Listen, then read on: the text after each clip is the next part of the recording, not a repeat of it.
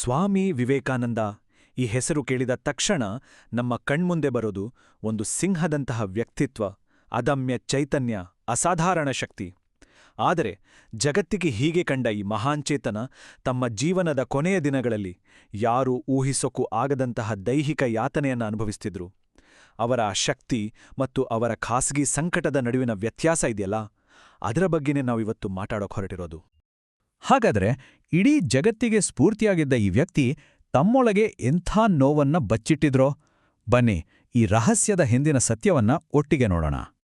ಅವರ ದೇಹ ಒಂದು ರೀತಿಲಿ ಅವರ ವಿರುದ್ಧವೇ ಬಂಡೆದ್ದಿತ್ತು.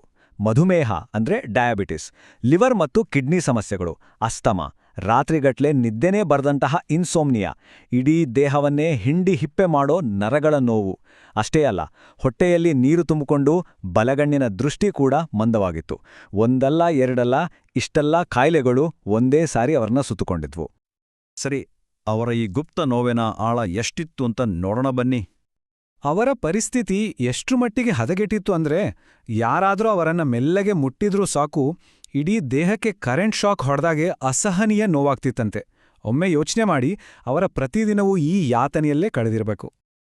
ಹಾಗಿದ್ರೆ ಇದೆಲ್ಲ ಶುರುವಾಗಿದ್ದು ಎಲ್ಲಿಂದ? ಈ ಸಂಕಟಗಳ ಮೂಲವನ್ನು ಹುಡುಕ್ಬೇಕಂದ್ರೆ ನಾವು ಅವರ ಯೌವನದ ದಿನಗಳಿಗೆ ಹೋಗ್ಬೇಕು. ಅವರ ತಂದೆ ತೀರು ಹೋಗೋಕ್ಕೂ ಮುಂಚೆ ಜೀವನ ಎಕ್ದಮ್ ಆರಾಮಾಗಿತ್ತು. ಒಬ್ಬ ಶ್ರೀಮಂತ ಹೈಕೋರ್ಟ್ ವಕೀಲರ ಮಗ, ಸಕಲ ಸವಲತ್ತುಗಳಿದ್ವು. ಆದರೆ ತಂದೆಯ ಮರಣದ ನಂತರ ಎಲ್ಲವೂ ಉಲ್ಟಾಪಲ್ಟಾ. ಒಂದೇ ದಿನದಲ್ಲಿ ಕಡು ಬಡತನ ಕಿಳಿದ್ರು. ಇಡೀ ಕುಟುಂಬದ ಜವಾಬ್ದಾರಿ ಅವರ ಹೆಗಲ ಮೇಲೆ ಬಿತ್ತು. ಈ ಅಮೌಂಟನ ಒತ್ತಡದ ಜೊತೆಗೆ ಅವರ ಆರೋಗ್ಯದ ಸಮಸ್ಯೆಗಳು ಶುರುವಾದವು. ಈ ಮಾನಸಿಕ ಒತ್ತಡ, ಈ ಕಷ್ಟಗಳೇ ಅವರ ದೇಹದ ಮೇಲೆ ಬಿದ್ದ ಮೊದಲ ಪೆಟ್ಟು. ಅವರಿಗೆ ವಿಪರೀತವಾದ ಮೈಗ್ರೇನ್ ಅಂದ್ರೆ ತಡೆಯೋಕಾಗದಂತಹ ತಲೆನೋವು ಶುರುವಾಯಿತು. ಆದರೆ ಈ ನೋವನ್ನ ಅವರು ಮನೆಯವರತ್ರ ಯಾವತ್ತೂ ಹೇಳ್ಕೊಳ್ಳೇ ಇಲ್ಲ. ಅವರಿಗೆ ಬಹುಶಃ ತಮ್ಮ ದೇಹದ ಸ್ಥಿತಿ ಒಳಗೊಳಗೆ ಗೊತ್ತಿತ್ತೇನೋ. ಅದಕ್ಕೆ ಅವರು ತಮ್ಮ ಶಿಷ್ಯರ ಹತ್ರ ಆಗಾಗ ಹೇಳ್ತಿದ್ರಂತೆ, ನಾನು 40 ವರ್ಷ ಕೂಡ ದಾಟಲ್ಲ, ಈ ದೇಹ ಹೆಚ್ಚು ದಿನ ಬಾಳಲ್ಲ ಅಂತ. ಇದು ಸುಮ್ಮನೆ ಹೇಳಿದ ಮಾತಾಗಿರಲಿಲ್ಲ, ಇದು ಮುಂದೆ ನಿಜವಾದ ಒಂದು ಭವಿಷ್ಯವಾಣಿಯಾಗಿತ್ತು. ಸರಿ, ಲೌಕಿಕ ಜೀವನವನ್ನೇ ಬಿಟ್ಟು ಸನ್ಯಾಸಿಯಾದ್ರು. ಆಗಾದರೂ ಕಷ್ಟಗಳು ಕಡಿಮೆ ಆಯ್ತಾ? ಖಂಡಿತ ಇಲ್ಲ. ಬದಲಿಗೆ ಇನ್ನೊಂದು ರೀತಿಯ ಅಗ್ನಿ ಪರೀಕ್ಷೆಗಳು ಅವರಿಗಾಡಿ ಕಾದಿದ್ದುವು. ರಾಮಕೃಷ್ಣ ಪರಮಹಂಸರ ನಂತರ ಅವರ ಎಲ್ಲಾ ಶಿಷ್ಯರ ಜವಾಬ್ದಾರಿ ವಿವೇಕಾನಂದರ ಮೇಲೆ ಬಿತ್ತು. ಒಂದು ಸಲ ತಿನ್ನೋಕೆ ಒಂದು ಕಾಳು ಅನ್ನವೂ ಇಲ್ಲದೆ ಜ್ವರದಿಂದ ಮಲಗಿದ್ರು.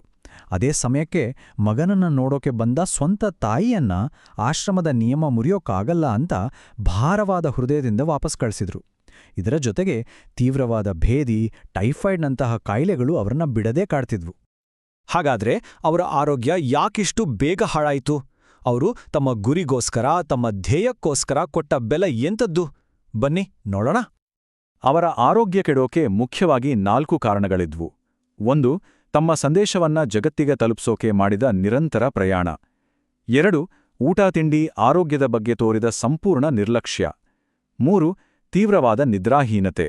ಮತ್ತು 4ನೇದು ಸದಾಕಾಲ ಚಿಂತನೆ, ಬರವಣಿಗೆ ಮತ್ತು ಧ್ಯಾನದಲ್ಲಿ ತೊಡಗಿದ್ರಿಂದ ಉಂಟಾದ ಅಪಾರ ಮಾನಸಿಕ ಪರಿಶ್ರಮ. ನಿದ್ರೆ ವಿಷಯಕ್ಕೆ ಬಂದ್ರೆ, ಇದನ್ ಕೇಳಿದ್ರೆ ನಿಜಕ್ಕೂ ಶಾಕ್ ಆಗತ್ತೆ. ಅವರು ಮಲಗ್ತಿದ್ದುದು ದಿನಕ್ಕೆ ಕೇವಲ 2-3 ಗಂಟೆ ಅಷ್ಟೇ. ಇಂಥ ತೀವ್ರವಾದ ನಿದ್ರಾಹೀನತೆ, ವಿಶ್ರಾಂತಿಯೇ ಇಲ್ಲದ ದುಡಿಮೆ ಅವರ ದೇಹವನ್ನ ಒಳಗಿನಿಂದಲೇ ಕುಗ್ಗಿಸ್ತಾ ಬಂತು. ಕೊನೆಗೂ ಅವರು ಹೇಳಿದ ಆ ದಿನ ಬಂದೇ ಬಿಡ್ತು.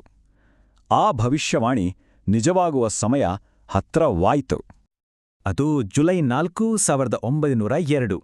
ಆ ದಿನ ಬೆಳಿಗ್ಗೆ ಅವರು ತುಂಬಾನೇ ಸಂತೋಷವಾಗಿದ್ರು. ಮಧ್ಯಾಹ್ನ ತಮ್ಮ ಕೋಣೆಯಲ್ಲಿ 3 ಗಂಟೆಗಳ ಕಾಲ ಏಕಾಂಗಿಯಾಗಿ ಧ್ಯಾನ ಮಾಡಿದ್ರು. ರಾತ್ರಿ ಸುಮಾರು 9 ಗಂಟೆಗೆ ಶಿಷ್ಯನೊಬ್ಬನಿಗೆ ಕಾಲು ಒತ್ತೋಕೆ ಹೇಳಿ ಮಲಗಿದ್ರು. ಸ್ವಲ್ಪೊತ್ತಲ್ಲೇ ಅವರ ಕೈ ಲೇಸಾಗಿ ನಡಗಿತು. ಒಂದು ಆಳವಾದ ಉಸಿರು ಮತ್ತು ಅವರ ತಲೆ ಒಂದು ಬದಿಗೆ ವಾಲಿತು. ಅಷ್ಟೇ, ಎಲ್ಲವೂ ಶಾಂತವಾಯಿತು. ರಾತ್ರಿ 11 ಗಂಟೆಗೆ ವೈದ್ಯರು ಬಂದು ಅವರು ಮಹಾಸಮಾಧಿ ಹೊಂದಿದ್ದನ್ನ ಖಚಿತಪಡಿಸಿದರು. ಅವರ ಸಾವಿನ ಬಗ್ಗೆ ಒಂದು ಕತೆ ತುಂಬಾನೇ ಪ್ರಚಲಿತದಲ್ಲಿದೆ. ಅದೇನೆಂದ್ರೆ, ಅವರ ಅಪಾರ ಆಧ್ಯಾತ್ಮಿಕ ಶಕ್ತಿಯಿಂದಾಗಿ ಅವರ ಬ್ರಹ್ಮರಂಧ್ರ ಅಂದ್ರೆ ತಲೆಯ ಮೇಲ್ಭಾಗ ತೆರೆದುಕೊಂಡಿತು ಅಂತ. ಆದ್ರೆ ಸತ್ಯಾಂಶ ಬೇರೆನೇ ಇತ್ತು. ವೈದ್ಯಕೀಯ ವರದಿ ಪ್ರಕಾರ ಹೃದಯಾಘಾತದ ನಂತರ ಮೆದುಳಿನಲ್ಲಿ ರಕ್ತಸ್ರಾವ ಆಗಿದ್ದೇ ಅವರ ಸಾವಿಗೆ ಕಾರಣ. ಬ್ರಹ್ಮರಂಧ್ರ ತೆರೆದುಕೊಂಡಿತು ಎನ್ನೋದಕ್ಕೆ ಯಾವುದೇ ವೈಜ್ಞಾನಿಕ ಆಧಾರಗಳಿಲ್ಲ. ಅವರ ಜೀವನ ಪೂರ್ತಿ ನೋವಿನಿಂದ ಕೂಡಿತ್ತು ಅನ್ನೋದು ನಿಜ. ಆದ್ರೆ ಅದೇ ನೋವಿನ ಮೇಲೆ ಅವರು ಕಟ್ಟಿದ್ದು ಒಂದು ಅಜರಾಮರವಾದ ಪರಂಪರೆಯನ್ನ. ಕೇವಲ 39 ವರ್ಷ. ತಾವು ಹೇಳಿದಾಗೇನೆ ಆ ವಯಸ್ಸಲ್ಲಿ ಅವರು ಈ ದೇಹವನ್ನ ತ್ಯಜಿಸಿದ್ರು. ಅಷ್ಟು ಚಿಕ್ಕ ವಯಸ್ಸಲ್ಲಿ ಅವರು ಮಾಡಿದ ಸಾಧನೆ ಇವತ್ತಿಗೂ ಇತಿಹಾಸದಲ್ಲಿ ಅಚ್ಚಳಿಯದೇ ಉಳಿದಿದೆ. ಇಲ್ಲಿ ಇನ್ನೊಂದು ಆಶ್ಚರ್ಯದ ವಿಷಯ ಅಂದ್ರೆ, ಇಷ್ಟೆಲ್ಲ ಕಾಯಿಲೆಗಳಿದ್ರೂ ಅವರು ಔಷಧಿಗಳನ್ನೇ ಹೆಚ್ಚಾಗಿ ತಗೊಳ್ತಿರ್ಲಿಲ್ಲಂತೆ. ಯಾಕಂದ್ರೆ ತಮ್ಮ ಧ್ಯೇಯಕ್ಕೆ, ತಮ್ಮ ಕೆಲಸಕ್ಕೆ ಅಡ್ಡಿಯಾಗಬಾರ್ದು ಅಂತ ಎಲ್ಲಾ ನೋವನ್ನ ಸಹಿಸ್ಕೊಂಡು ತಮ್ಮ ಗುರಿಯ ಮೇಲೆ ಮಾತ್ರ ಗಮನ ಇಟ್ಟಿದ್ರು. ಇದೆಲ್ಲವನ್ನೂ ನೋಡಿದಾಗ ಕೊನೆಗೆ ನಮ್ಮ ಮುಂದೆ ಒಂದು ದೊಡ್ಡ ಪ್ರಶ್ನೆ ಬಂದು ನಿಲ್ಲುತ್ತೆ. ಜಗತ್ತಿನಲ್ಲಿ ಒಂದು ಶಾಶ್ವತವಾದ ಪರಂಪರೆಯನ್ನ ಬಿಟ್ಟು ಹೋಗ್ಬೇಕಂದ್ರೆ ಇಂಥ ದೊಡ್ಡ ತ್ಯಾಗ, ಇಂಥ ಅಸಹನೀಯ ಯಾತನೆಗಳನ್ನ ಅನುಭವಿಸೋದು ಅನಿವಾರ್ಯವಾದ ಬೆಲೆಯೇ?